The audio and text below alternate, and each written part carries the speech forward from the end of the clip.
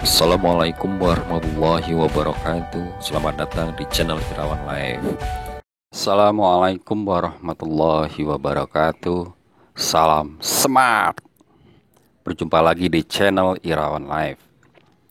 Dalam video kali ini saya akan menjelaskan tentang materi kelas 7, yaitu interaksi antar makhluk hidup dengan lingkungannya. Ayo, yo, belajar. Jangan lupa like, subscribe, dan tekan tombol lonceng. Sebelum belajar, silahkan berdoa terlebih dahulu. Interaksi makhluk hidup. Ini adalah contoh ekosistem kecil buatan manusia. Nampak beraneka jenis ikan dapat berinteraksi hidup berdampingan bersama tumbuhan air di dalam akuarium. Ini adalah contoh keseimbangan sederhana dari sebuah ekosistem. Komponen biotik dan abiotik. Perhatikan interaksi komponen abiotik dan biotik di dalam akuarium. Ini adalah komponen biotik ikan. Ini adalah komponen abiotik air. Ini adalah komponen abiotik cahaya matahari. Ini adalah komponen biotik tanaman. Ini adalah komponen abiotik pasir atau batu. Di dalam akuarium terjadi interaksi antara ikan membutuhkan oksigen dan mengeluarkan CO2 yang dibutuhkan tumbuhan. Sedangkan tumbuhan memerlukan CO2 dan mengeluarkan O2 yang dibutuhkan ikan. Sinar matahari membantu tumbuhan melakukan fotosintesis. Air sebagai media perantara melarutkan oksigen, O2, dan karbon dioksida CO2 yang dibutuhkan ikan dan tumbuhan air. Ekosistem dapat diartikan sebagai hubungan timbal balik atau interaksi antara organisme dengan lingkungan abiotiknya.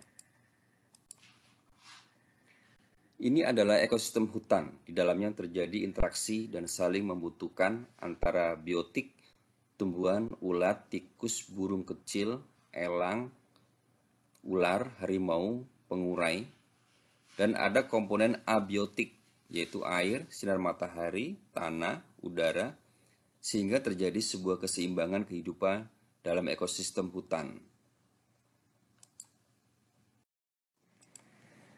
Rantai makanan merupakan perjalanan memakan dan dimakan dengan urutan tertentu antara makhluk hidup. Rantai makanan terdiri dari beberapa komponen, seperti produsen, konsumen, dan pengurai. Contoh rantai makanan.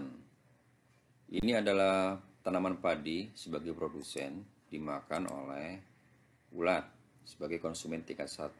Ulat dimakan oleh burung kecil sebagai konsumen tingkat 2. Burung kecil dimakan oleh burung elang sebagai konsumen tingkat 3. Burung elang dimakan oleh harimau sebagai konsumen tingkat 4. Harimau mati akan diurai oleh pengurai.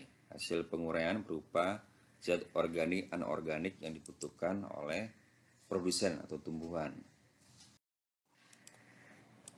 Jaring-jaring makanan adalah merupakan suatu gabungan dari rantai makanan yang saling berhubungan dikombinasikan, tumpang tindih dalam suatu ekosistem. Nama lain untuk jaring-jaring makanan adalah sistem sumber daya konsumen.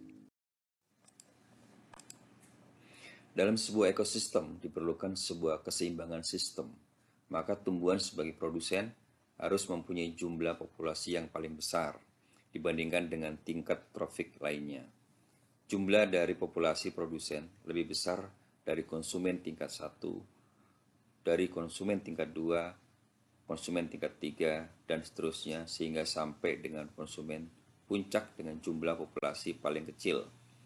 Berdasarkan dari perbedaan tingkat populasi ini, bisa digambarkan sebuah diagram berbentuk piramida makanan. Simbiosis adalah interaksi antar makhluk hidup, menjadikan keterkaitan antara makhluk hidup dapat terjadi. Hubungan dua makhluk hidup ini disebut dengan simbiosis.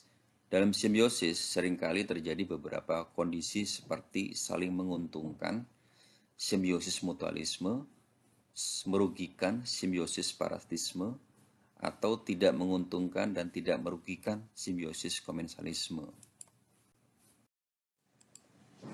Ini adalah contoh beberapa simbiosis. Kita mulai dari gambar atas sebelah kiri.